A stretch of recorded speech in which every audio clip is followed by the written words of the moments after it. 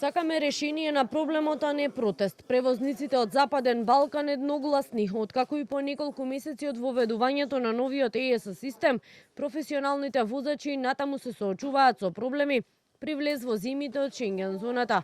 Преку писмо до ЕУ бараат оние 90 во последните 180 дена да им се бројат во часови. Очекуваат привремено решение да биде донесено на состанокот во рамки на ЕУ, кој би требало да се одржи на 1 септември, на кој ќе се разговара за визна стратегија на Европската унија.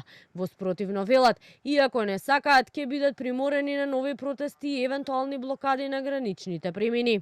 За да не се случи вие како потрошувачи, како граѓани, да доживеете да нема продукти во нашите продавници, ние да речем вака, онакво ќе се жртвуваме и ќе застанеме на граничните премини или околу амбасадите на Европската унија, или на други делови каде што имаме странски инвеститори, за да покажеме дека сепак сме тука. Колико доđe до протеста, prethodne proteste smo prekinuli uz obećanja. Ovaj put, ukoliko budemo setirani u zid i izađemo na granice, nećemo se povući do konkretnog rešenja. На ниво на Македонија со овој проблем според Сдруженијето засегнати се околу 17.000, додека на ниво на Западен Балкан над 100.000 професионални возачи. Представниците на превозниците велат, доколку останат без работа, штетата ќе биде огромна не само за самите возачи и компании, туку и за економијата на секоја земја.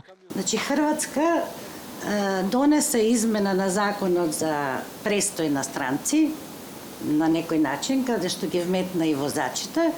Меѓутоа, тоа нема да важи само за Македонија.